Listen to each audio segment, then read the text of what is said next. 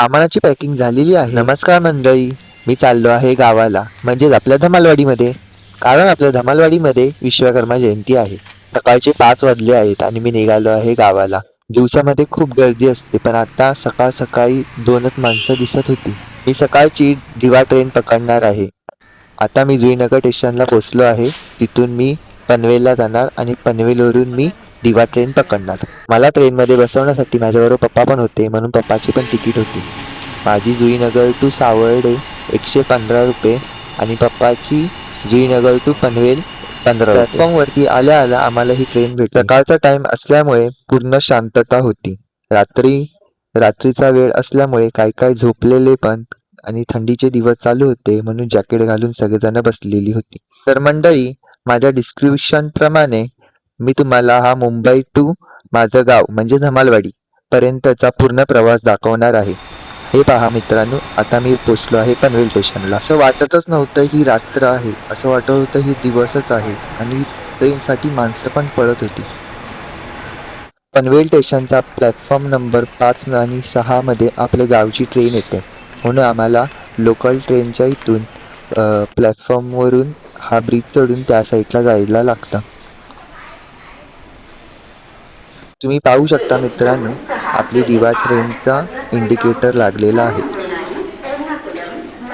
Ernakulam express 55 मिनिटं late आहे, अशी अनाउन्समेंट चालली होती. नंतर आम्ही एक्सिलेटरनी खाली उतरलो.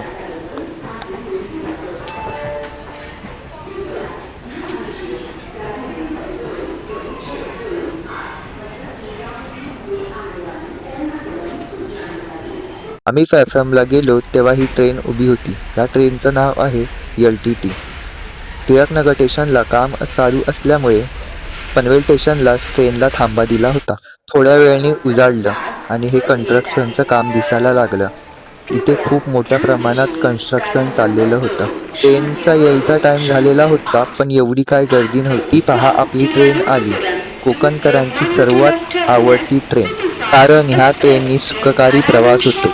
भले लेट होते, पण सुखकारी प्रवास होतो आणि प्रत्येक स्टेशनला ही ट्रेन थांबते. तुम्ही कोकणातले आहात आणि दिवा ट्रेन माहीत नाही, असं होऊ शकत नाही. ट्रेन आपल्या बरोबर टायमिंगला आली होती, म्हणजे 7 वाजता. ट्रेनमध्ये चढल्यावरती बसून घेतलं. सीझन नसल्यामुळे ट्रेनला एवढी गर्दी नव्हती, म्हणजे सगळी माणसं ऐसपैस बसली होती. मी दोन्ही बॅगा सुरक्षित पद्धतीत ठेवल्या आणि झोपून घेतलं. नंतर 2 तासांनी मला भेलपोळीवाल्याने उठवलं. खूप मोठ्याने वरडत होता, भेल घ्या, भेल, भेल घ्या, भेल. खाली बघितलं तर कोलाड स्टेशन आलेलं होतं.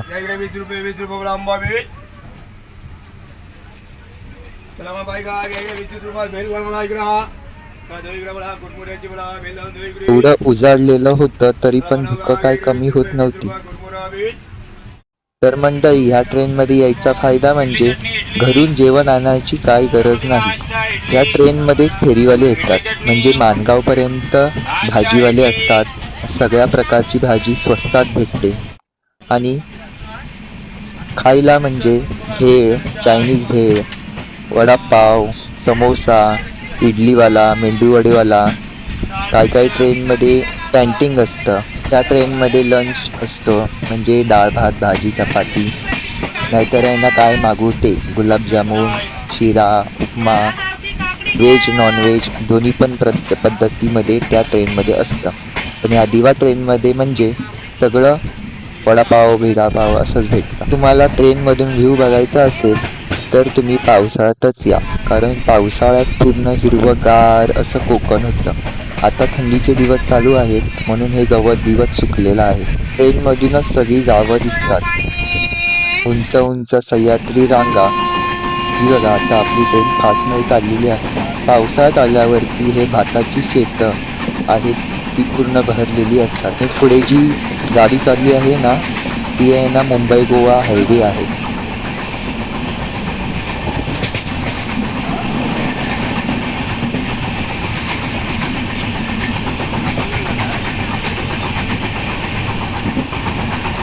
तर मंडळी, अजून तुम्ही धमालवाडीचे धमाल यूट्यूब चॅनलला सबस्क्राईब केलं नसेल तर सबस्क्राईब करा आणि कमेंट बॉक्समध्ये सांगा की तुम्हाला हा व्हिडिओ कसा वाटतोय? हा मुंबई टू आमचं सावर्डे गाव प्रवासाचा व्हिडिओ आहे. याच्या पुढे मी सावर्डे गावामध्ये पोहोचल्यावरती विश्वकर्मा जयंतीचा पण व्हिडिओ टाकणार आहे. त्या पण व्हिडिओला आवर्जून बघा. ट्रेन खूप स्पीडमध्ये चाललेली आहे.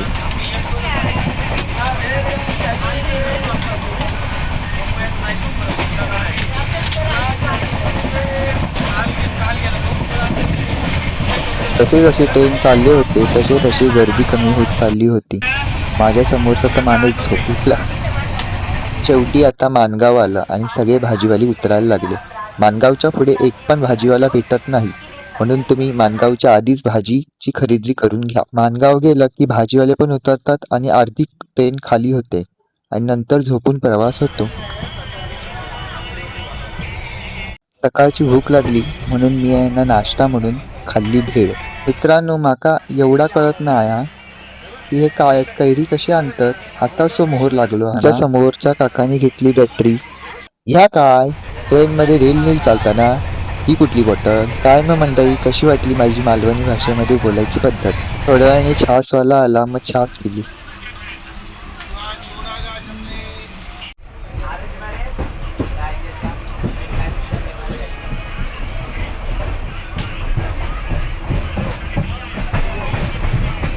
जसं माणगाव जवळ येत होतं तसं खूप गर्दी कमी झालेली होती.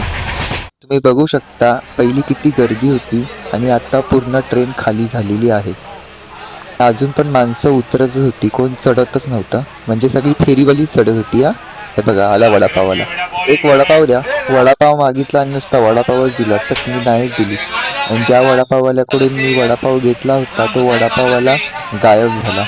म्हणजे वडापाव घेणारी पण आहेत ना 5-6 माणसं. मग त्याच्यावर मी कन्फ्यूज झालो की कुठल्या वडापाववाल्याने मला वडापाव दिला होता, कारण दुसऱ्या वडापाववाल्याकडून मी चटणी मागू शकत नाही. मित्रांनो, हे समोर तुम्हाला डोंगर रांगा दिसत आहेत ते म्हणजे सह्याद्री रांगा. आणि सह्याद्री म्हणजे छत्रपती शिवाजी महाराजांचा श्वास. या प्रत्येक डोंगराच्या सर्वात उंच टोकावरती शिवाजी महाराजांची किल्लेमाची आहे, म्हणजे टहाळणी बुरुज. टहाळणी बुरुज हे शत्रूवरती रक्षा ठेवण्यासाठी होते. मित्रांनो, तुम्ही कोकणातले असाल तर हॅशटॅग कोकणकर असं कमेंटमध्ये लिहायला विसरू नका. आपला हा कोकण सह्याद्रीने वेढलेला आहे, म्हणून आपल्याला सह्याद्रीच्या खालून म्हणजे भोगद्याच्या मधून जायलाच लागतात ट्रेनमधून.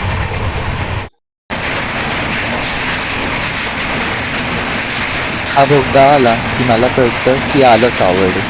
मग सगळ्या बॅगा उचलतो आणि ट्रेनच्या दरवाजाच्या इथे जाऊन उभा राहतो.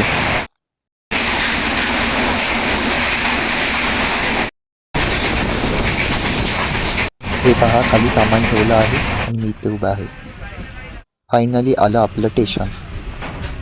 आता उतरलो ट्रेनमधून, पण ट्रेनमधून उतरल्या धावत फास्टमध्ये चालत आपल्याला जायचं आहे पुढे.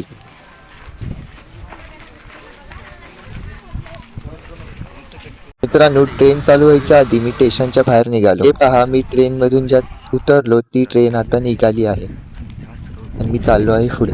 या रस्त्यावरून पुढे जायचं आहे आणि पुढे जाऊन आपल्याला पकडायची वडाप. घाबरून पटापट चालायला लागलो, कारण वडाप भरली की निघून जाते. स्टेशन पासून 5 मिनिटं पुढे चालत आल्यावर हा रस्ता आतमध्ये जातो. त्या रस्त्यावरतीच वडाप उभी असते.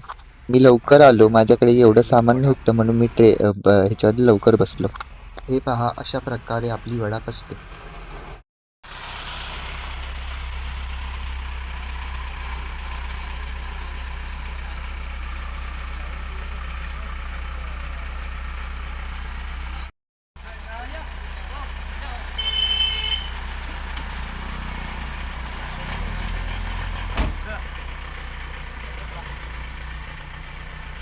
थोड्या वेळ वाट बघितली आणि आमची गाडी निघाली.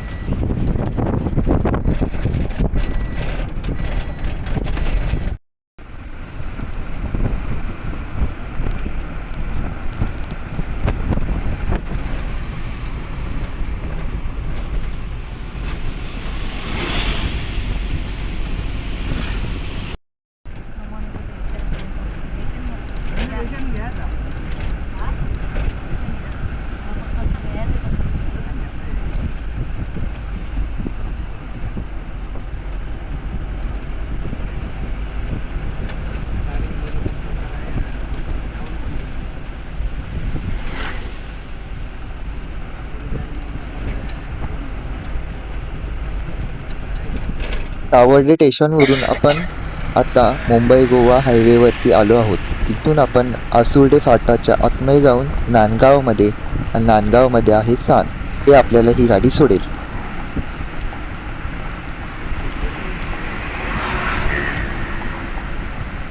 मी सानेलाच उतरलो. ही वडाप चालली होती तळवडेला. इथपर्यंत आपले 70 रुपये झाले होते. सानेवरून मी वापस एकदा रिक्षा पकडली, तिचे पण 70 रुपये. रिक्षा खूप चांगल्या पद्धतीत सजवलेली होती.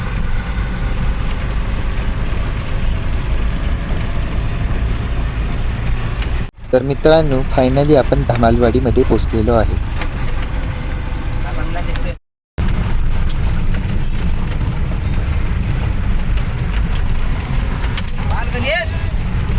बघितलं तर विश्वकर्मा जयंतीची खूप मोठी तयारी चालली होती. आता मी चाललो आहे ताईंच्या घरी. तिथून जेवेन बिवेन आणि जाईन माझ्या घरी. बघूया आता, ताई वाट बघत आहे आपली. फायनली आपला प्रवास संपलेला आहे. तर मित्रांनो, हा व्हिडिओ कसा वाटला हे सांगा, आणि मुंबई टू आमचं धमालवाडी पर्यंतचा प्रवास कसा वाटला हे सांगा.